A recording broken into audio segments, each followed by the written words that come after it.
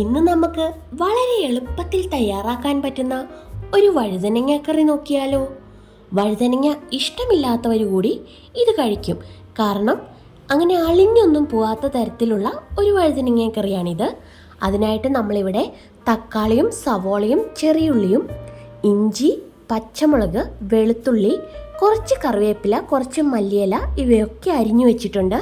വഴുതനങ്ങ ഇതേപോലെ നമ്മൾ ഒത്തിരി ചെറുതാക്കാതെ അരിഞ്ഞിട്ട് മഞ്ഞളും ഉപ്പും കൂടിയുള്ള വെള്ളത്തിൽ ഇട്ട് വെച്ചേക്കുക. ഇതിൻ്റെ ഉള്ളിലുള്ള കറയൊക്കെ ഒന്ന് പോകാൻ വേണ്ടിയിട്ടാണ്. പിന്നെ ഇതേപോലെ ഉണ്ടയായിട്ടിരിക്കുന്ന വഴുതനങ്ങയാണ് ഈ കറി വെക്കാനായിട്ട് നല്ലത്. ഇനി നമുക്ക് സ്റ്റൗ കത്തിച്ച് അതിലേക്കൊരു പാൻ വെച്ച് കൊടുക്കാം. പാൻ ഒന്ന് ചൂടായി വരുമ്പോൾ 1.5 ടേബിൾ സ്പൂൺ ഓയിൽ ഒഴിച്ചു കൊടുക്കാം. ഞാനിവിടെ സൺഫ്ലവർ ഓയിലാണ് എടുത്തേക്കുന്നത്. ഓയിൽ നല്ലതുപോലെ ഒന്ന് ചൂടായി വരുമ്പോൾ നമുക്ക് അരിഞ്ഞു വെച്ചിരിക്കുന്ന ഇഞ്ചി, വെളുത്തുള്ളി, കറിവേപ്പില എന്നിവ ചേർത്ത് നല്ലതുപോലെ ഒന്ന് മൂപ്പിച്ചെടുക്കാം. ഇതൊന്ന് മൂത്ത് വരുമ്പോൾ നമുക്ക് അരിഞ്ഞു വെച്ചിരിക്കുന്ന സവോളയും പച്ചമുളകും കൂടി ഇതിലേക്ക് ചേർത്ത് കൊടുക്കാം. ഇത് വഴറ്റിയെടുക്കുമ്പോൾ ഒത്തിരി ബ്രൗൺ കളറൊന്നും ആവേണ്ടതില്ല. കാരണം നമ്മൾ മസാലയൊക്കെ ഒന്ന് അരച്ചെടുക്കുന്നതാ. ഇതിലേക്ക് ആവശ്യത്തിന് ഉപ്പും കൂടി ചേർത്ത് കൊടുക്കാം.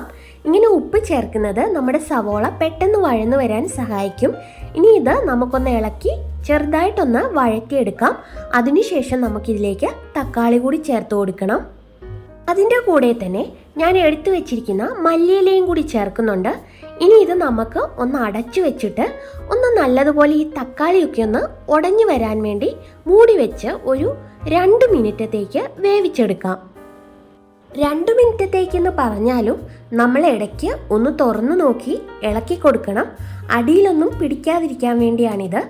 തക്കാളി നല്ലതുപോലെ ഒന്ന് കുക്കായി വെന്ത് വന്നാൽ മാത്രമേ അതിൻ്റെ പച്ചമണം മാറത്തുള്ളൂ. ഇപ്പം ഇത് നല്ലതുപോലെ അലുത്ത് വന്നിട്ടുണ്ട്. ഇനി ഇതിലേക്ക് നമുക്ക് ആവശ്യത്തിനുള്ള മസാലപ്പൊടികൾ ചേർത്ത് കൊടുക്കാം. 1/2 ടീസ്പൂൺ മഞ്ഞൾപ്പൊടി, 1.5 ടേബിൾ സ്പൂൺ മല്ലിപ്പൊടി, 1 teaspoon garam masala, 2 table spoon Kashmiri മുളക് പൊടിയും കൂടി നമ്മൾ ചേർത്ത് കൊടുക്കുന്നുണ്ട്. വേറെ മസാല ഒന്നും നമ്മൾ ഇതിലേക്ക് ചേർക്കുന്നില്ല, ഇത്രയുമേ ചേർക്കുന്നുള്ളൂ. ഇനി ഇത് നല്ലതുപോലെ നമുക്ക് ഒന്ന് യോജിപ്പിച്ചെടുക്കാം. ഈ മസാലയുടെ ആ പച്ചക്കുത്തൊന്ന് പോകുന്നത് വരെ വേണം നമ്മൾ വഴറ്റിയെടുക്കാനായിട്ട്. ഹൈ ഫ്ലെയിമിൽ വെച്ച് ഒരിക്കലും നമ്മൾ പൊടികൾ വാട്ടിയെടുക്കരുത്. കാരണം അത് പെട്ടെന്ന് കരിഞ്ഞു പോകും. മീഡിയം ഫ്ലെയിമിൽ വെച്ചിട്ട് ഇതേപോലെ നല്ലതായിട്ട് ഇളക്കി യോജിപ്പിച്ച് പച്ചമണം മാറിയ ശേഷം നമുക്ക് സ്റ്റൗ ഓഫ് ചെയ്ത് വെക്കാം. ഈ കൂട്ട് നല്ലതുപോലെ തണുത്ത ശേഷം നമുക്ക് അരച്ചെടുക്കാം. നമ്മുടെ മസാലയൊക്കെ തണുത്ത് അരച്ചെടുത്തിട്ടുണ്ട്. നേരത്തെ ഉപയോഗിച്ച അതേ പാൻ തന്നെ നമ്മൾ സ്റ്റൗവിലേക്ക് വെച്ച് 1.5 ടേബിൾ സ്പൂൺ ഓയിൽ ഒഴിച്ചു കൊടുക്കാം. ഓയിൽ ഒന്ന് ചൂടായി വരുമ്പോൾ അതിലേക്ക് 1 ടീസ്പൂൺ കടുകിട്ട് പൊട്ടി വരുമ്പോൾ നമുക്ക് നേരത്തെ അരിഞ്ഞു മാറ്റി വെച്ചിട്ടുണ്ടായിരുന്ന ചെറിയുള്ളി ചേർത്ത് കൊടുക്കാം. ഇനി ഈ ചെറിയുള്ളി നല്ലതുപോലെ മൂത്ത് വരണം. ഇതങ്ങ് ചുരുങ്ങി ചെറുതാകുന്നത് പോലെ ആകും. അതുവരെ നമ്മൾ വഴറ്റി കൊടുത്തോണ്ടേ ഇരിക്കണം. ചെറിയുള്ളി നല്ലതുപോലെ മൂത്ത് വന്നിട്ടുണ്ട്. ഇതിലേക്ക് നമ്മൾ നേരത്തെ അരിഞ്ഞു വെച്ചിട്ടുണ്ടായിരുന്ന വഴുതനങ്ങ ചേർത്ത് കൊടുക്കാം. ഇത് നമുക്ക് ചെറുതായിട്ടൊന്ന് ഈ എണ്ണയിലിട്ട് ഒന്ന് വഴറ്റിയെടുക്കണം.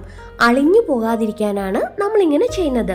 അതേപോലെ തന്നെ ആ വഴുതനങ്ങയുടെ ആ ടേസ്റ്റ് ഒന്ന് മാറുകയും ചെയ്യും. അപ്പോൾ നമുക്കിത് നല്ലതുപോലെ ഒന്ന് വഴറ്റിയെടുക്കാം. ഇപ്പോൾ ഏകദേശം 1 മിനിറ്റോളം നമ്മളിത് വഴറ്റിയെടുത്തിട്ടുണ്ട്. ഈ വഴുതനങ്ങയുടെ പുറംതൊലി ഒരു വെള്ള ഷെയ്ഡ് ആകുന്നത് പോലെ തോന്നും. ആ സമയത്ത് നമുക്കിതിലേക്ക് അരപ്പ് ചേർത്ത് കൊടുക്കാം. ഈ അരപ്പ് ഫുള്ളായിട്ട് നമ്മൾ ഇതിലേക്ക് ചേർത്ത് ആ മിക്സിയുടെ ജാറിലേക്ക് തന്നെ 1 ഗ്ലാസ് വെള്ളം ഒഴിച്ച് അത് കലക്കി നമുക്ക് അതും കൂടി ഇതിലേക്ക് ചേർത്ത് കൊടുക്കാം. ഇനി നമുക്കിത് നല്ലതുപോലെ ഒന്ന് തിളപ്പിച്ചെടുക്കണം.